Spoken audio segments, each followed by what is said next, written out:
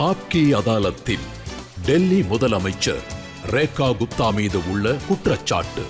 இவங்க கெஜ்ரிவால பின்தொடர்ந்துகிட்டே இருக்காங்க.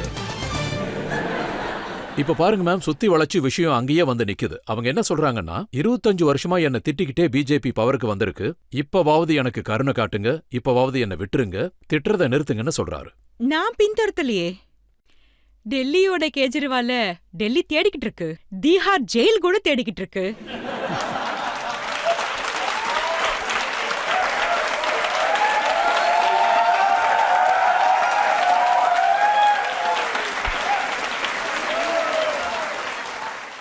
இப்போ உங்க அரசாங்கத்தோட ஒரு மந்திரி என்ன சொல்றாருன்னா, கெஜ்ரிவால் டிப்ரெஷனுக்கு போயிட்டாருன்னு சொல்றாரு. அவர் நான் பஞ்சாபுக்கு போயிட்டேன்னு சொல்றாரு. ஆனா பாருங்க, அவரோட நண்பர்கள் டெல்லியோட ஆட்சி முடிஞ்சது, அவர் டிப்ரெஷனுக்கு போனதுமே என்ன பண்ணாங்கன்னா, பஞ்சாப் கூட்டிட்டு போனாங்க, ஹெலிகாப்டர்ல 4 வாட்டி சுத்துனாங்க. பாரு நல்லா இருக்கா, ஃபீலிங் குட், பெட்டர். ஆனா இப்ப கூட பாருங்க, சோஷியல் மீடியால அவர் ஒரு வண்டி வாங்கினாரு. இப்ப பாத்தீங்கன்னா முதலமைச்சர் வந்து சென்ட்ரல்ல நிக்கணும். இப்ப பாத்தீங்கன்னா அந்த ஜன்னலை புடிச்சுக்கிட்டு டோருக்கு வெளியிலேயே நின்னுக்கிட்டு இருப்பாரு. அப்புறம் கெஜ்ரிவால் சார் நடுவுல அவரை ஃபீல் குட் பண்றதுக்காக, அவர் டிப்ரெஷன்ல இருந்து வெளியில கொண்டு வரதுக்கு, ஒன்னும் பிரச்சனை இல்ல, பவர் போயிடுச்சு, பஞ்சாபோ உங்களோட இதுதான், ஒன்னும் கவலை கிடையாது, அங்க மந்திரியோட பெரிய பெரிய பங்களா எல்லாம் குடுக்கறாங்க, நிறைய செலவு பண்ணிக்கிட்டு இருக்காங்க. நான் அவர்கிட்ட ஒன்னு கேட்க விரும்புறேன், நீங்க பஞ்சாப்க்கு யாரு? உங்களுக்காக பஞ்சாபோட அரசாங்க பணத்தை எதுக்கு செலவு பண்றாங்க? நீங்க போயிட்டீங்க, எல்லா ஊழல் ஆபீசர்ஸ உங்க கூட இருந்தவங்க, சிசோடியா சாரும் அரசாங்க பங்களால இருக்காரு. எல்லாருமே டில்லிய அழிக்கிறதுல யாரெல்லாம் பெரிய கல்பிரேட் இருந்தாங்களோ அவங்க தான் பஞ்சாப்ல போய் செட்டில் இருக்காங்க.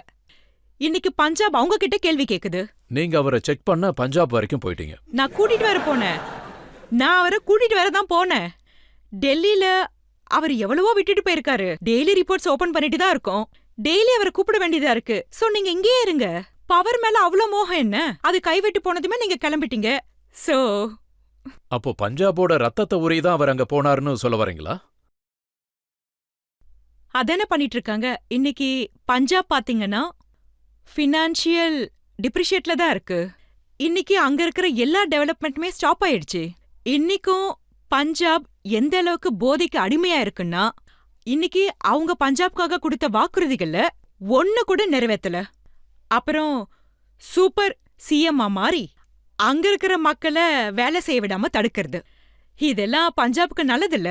நீங்க என்ன சொல்றீங்கன்னா, அவங்க போதைக்கு அடிமையா இருக்காங்கன்னு. ஆனா அவங்க நிறைய ட்ரக்ஸ பிடிக்கிற வேலையை செஞ்சுட்டு இருக்கேன்னு சொல்றாங்க. விக்ரம்ஜீத் சிங் மல்விட்டியாவை பிடிச்சு ஜெயில போட்டிருக்கேன்னு சொல்றாங்க. ஆனா டெல்லி போலீஸும் டெல்லி அரசாங்கமும் அவங்களுக்கு உதவி செய்யாம இருக்கு. இதுக்கு முன்னாடி அவங்க டெல்லி போலீஸ் டெல்லி அரசாங்கத்தை குறை சொல்லிக்கிட்டு தான் இருந்தாங்க.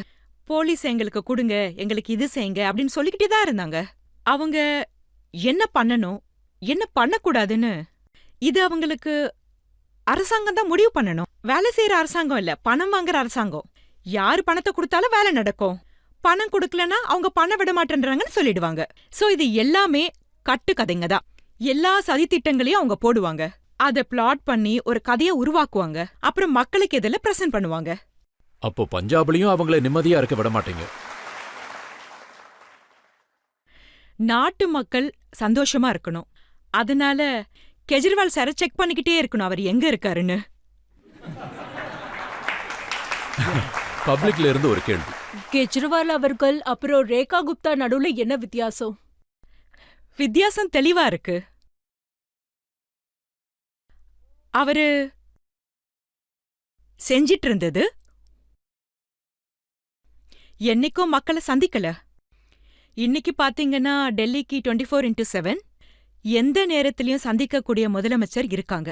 அவரு ஷீஷ் மெஹல்ல இருப்பாரு, கர்டன்ஸை க்ளோஸ் பண்ணி வச்சிருப்பாரு, அதிகாரிங்களை மிரட்டிட்டு இருப்பாரு.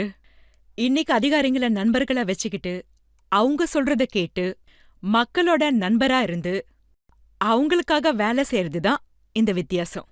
டெல்லியோட முதலமைச்சர். மேம், காங்கிரஸ் தலைவர்கள் என்ன சொல்லுவாங்கன்னா, பிஜேபியில கடுமையான பாஷையில பேசுறவங்கள தான் ப்ரொமோட் பண்ணுவாங்கன்னு. இது உண்மைதானா மேம்? பாருங்க, கடுமையான மொழிய கெஜ்ரிவாலை தவிர வேற யாரும் பேசினது கிடையாது. அவர் நம்ம நாட்டோட பிரதம மந்திரிய கூட ரொம்ப தப்பு தப்பா பேசியிருக்காரு. அவருக்கு எவ்வளவு தலகணம் இருந்தா அவர் இப்படி சொல்லியிருப்பாரு? டெல்லியில நீங்கெல்லாம் ஜெயிக்கணும்னா இன்னொரு ஜென்மம் எடுக்கணும்னு. அவர் மக்களோட பிரதிநிதியா இருந்துகிட்டு மக்களோட ஓட்டை வாங்கிக்கிட்டு முதலமைச்சர் ஆனவரு இப்படியெல்லாம் பேசினா அப்புறம் இந்த காங்கிரஸும் ஆம் ஆத்மி பார்ட்டியும் ஒன்னு சேர்ந்து ஒரு வாட்டி சேர்ந்து சண்டை போடுவாங்க, ஒரு வாட்டி பிரிஞ்சு சண்டை போடுவாங்க. 2 பேரும் அண்ணன் தம்பிங்க. அது உங்களுக்கு புரியுதா? நீங்க ராகுல் காந்திய ராவணன் கூட கம்பேர் பண்ணீங்க, பிரியங்காவை சூர்பனகை கூட கம்பேர் பண்ணீங்க. அது ஏன்னு தெரிஞ்சுக்கலாம்? அடுத்ததான் நான் கெஜ்ரிவால கும்பகர்ணன்னு சொன்னேன்னு சொல்ல போறீங்க.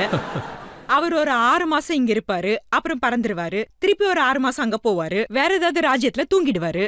அப்ப அத கும்பகர்ணன் தானே சொல்ல முடியும். நெக்ஸ்ட் நீங்க கும்பகர்ணன் கூட கம்பேர் பண்ணன்னு சொல்லுவீங்க.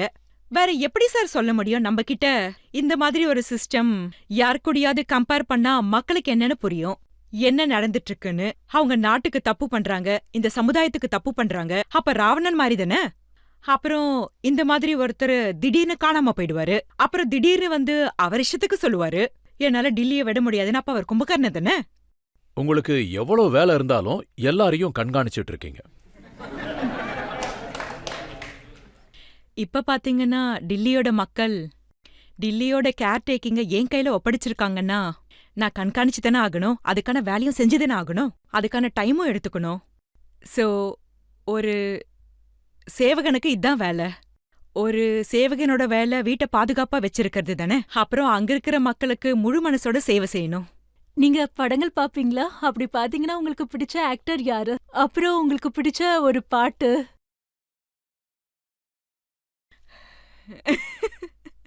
நான் நிறைய படங்களை பாத்துக்கிட்டு இருந்தேன்.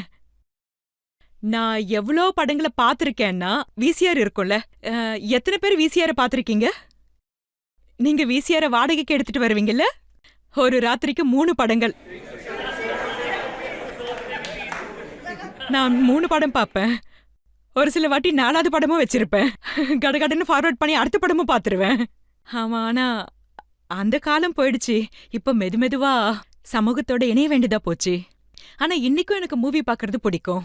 எப்பயாவது ரிலாக்ஸ்டா ஃபீல் பண்ணா பாக்கணும்னு தோணும். சினிமா பார்க்கலாம். நிறைய நல்ல நல்ல படங்கள் சமூகத்தை பத்தி வரும். அதை பார்த்தா உண்மையிலே நமக்குள்ள இருக்கிற ஃபீலிங்ஸ் வெளியில வரும்.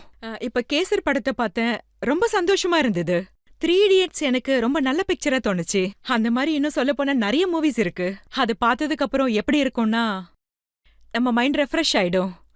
நாட்டுக்காக மக்களுக்காக ஏதாவது நல்லது பண்றதுக்கு நமக்குள்ள ஒரு ஃபீலிங் உருவாகும்.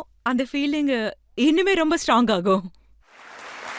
அவங்க உங்களோட ஃபேவரட் ஆக்டர் யாருன்னு கேக்குறாங்க. அப்புறம் பாட்டு? நான் மறந்துட்டேன். இப்ப அந்த காவா குப்பை அதான் ஞாபகம் வருது, பாட்டெல்லாம் ஞாபகம் வரல. ஆனா ஒரு பாட்டு ரொம்ப நல்லா இருக்கும். तेरी मिट्टी में मिल जावा, मैं गुलवन।